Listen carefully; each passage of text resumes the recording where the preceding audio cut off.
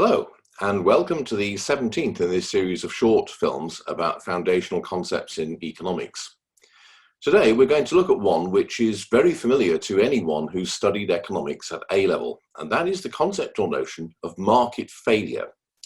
Now, in the theory of economics that most people are taught these days, a perfect market is one that has general equilibrium. It's in a state of perfect balance between supply and demand, and it's one in which all of the resources of production are allocated to their maximal possible efficiency.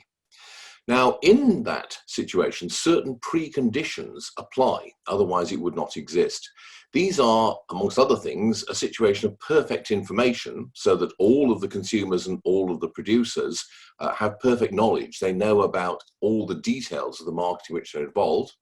And secondly, there are very large numbers of both producers and consumers. What that means is that nobody can, through their own actions, influence the price level, the rate at which goods exchange one for another.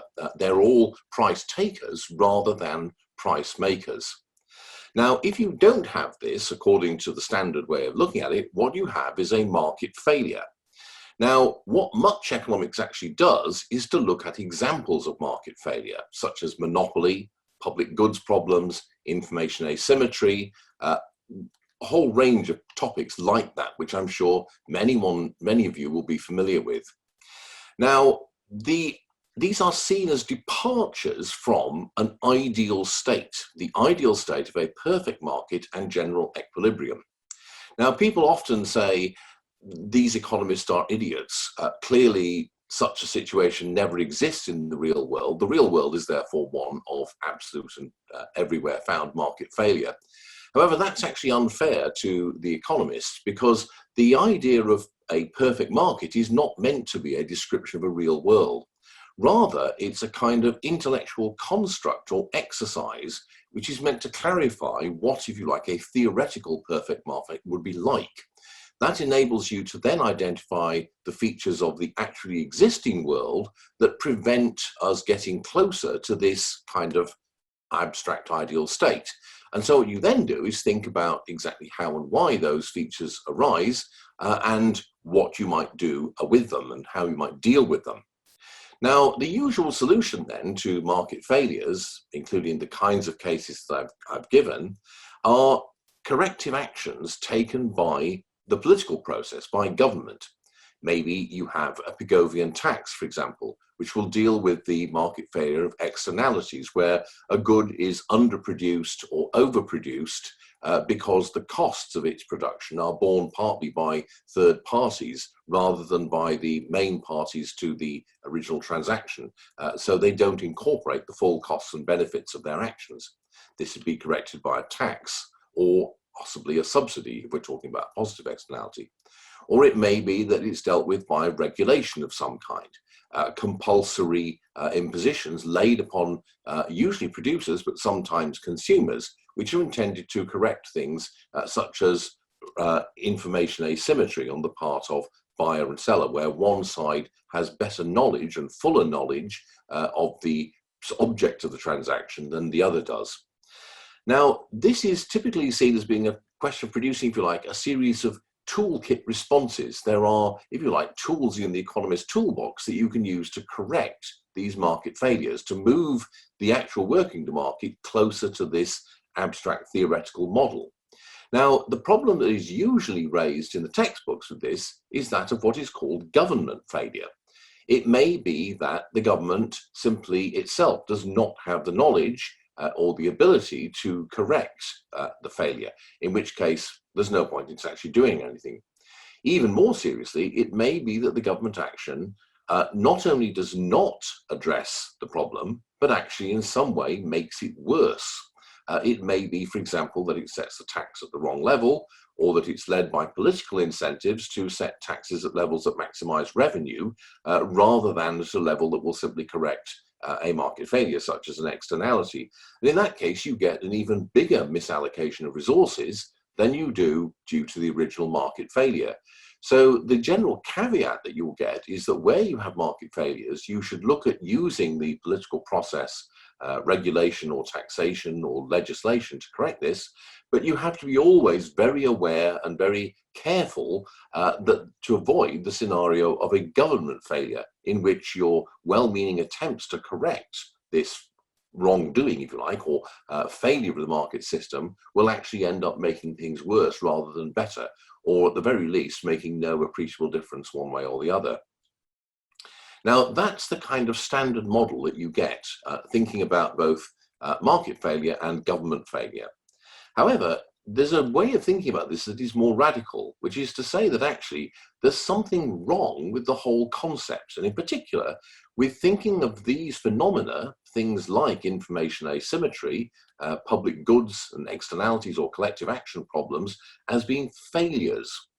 Because the fundamental way that they're conceived of, as I said a moment ago, is that these are departures from an idealized perfect state. Not that people think you can get there, but it's something you want to aim for. Now, the trouble with that is this, and can be explained by a kind of analogy. Suppose you say that anything that travels at a speed less than that of light, the maximum possible speed in the physical universe, is in some sense a speed failure. You would then say that if you were able to fly across the Atlantic in 5 hours, that would, rather than say 10, that would still be a failure because you aren't flying at the speed of light and traveling almost instantaneously.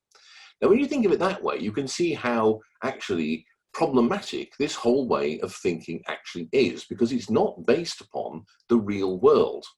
The alternative way of thinking about the situation that we face is that what we call market failures are simply natural features of the way human beings interact in the world that we actually live in. They arise spontaneously and naturally out of human interactions and human exchanges, just as the good features of market exchange do.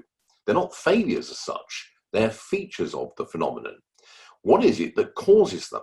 Well, the underlying phenomenon in most cases is imperfect information. In other words, usually market failures are a consequence or a feature of the knowledge problem that human beings all face, the knowledge problem that is identified by people like Friedrich Hayek, and the corrective action to which was explored by Israel Kirzner. If you'll remember, in Kirzner's model, it is entrepreneurs who are alert to misallocations of resources and the profit opportunities that those represent, who correct these kind of imbalances, at least temporarily, maybe even on a longer term basis. So thought of this way, so-called market failures are actually natural features of the world, which derive from the knowledge problem and also from other features of our nature as a species, things such as our inherent psychological predispositions, perhaps, or also collective action problems that arise out of the fundamental challenge of coordinating the actions of large numbers of people whose incentives as individuals may not coincide with the best course of action for the group as a whole. So the question is, therefore, in that case, what do you do about it? If this is the way you think about it, these are natural phenomena, you still want to find some way of getting around them. The solution may indeed, in many cases, be to use government, but the problems of government failure still apply. And so there are actually many other ways of dealing with these so-called market failures, these features of the natural economic world. Human beings over the centuries have proved to be amazingly adept and sophisticated in coming up with ways around the so-called market failures, in coming up with institutions or practices of one kind or another, which enable us to work around these difficulties that the nature of the world presents to us. The late Elinor Ostrom got the Nobel Prize in economics for looking at the ways in which, for example, local communities can use both market and non-market mechanisms, more particularly, to deal with all kinds of problems such as commons problems, imperfect knowledge problems, and public good problems of various kinds. And there's been work done by other economists and by economic historians that shows how this can be done. So the concept of market failure is a very important one and a very powerful one, but it needs to be heavily qualified, and it pays actually to think of it in two ways. it's quite useful to think of it, as the classical economists do, as a kind of intellectual exercise which enables you to identify the parts of the real observable world that depart from a kind of abstract or pure model. But it's also in some ways even more helpful to think of it from what you might call a historical or sociological perspective, and to think of these so-called failures as being actually natural features of the world. Once you do that, you can then think about practical steps that you might take on a voluntary basis and at an individual level to deal with problems of this kind.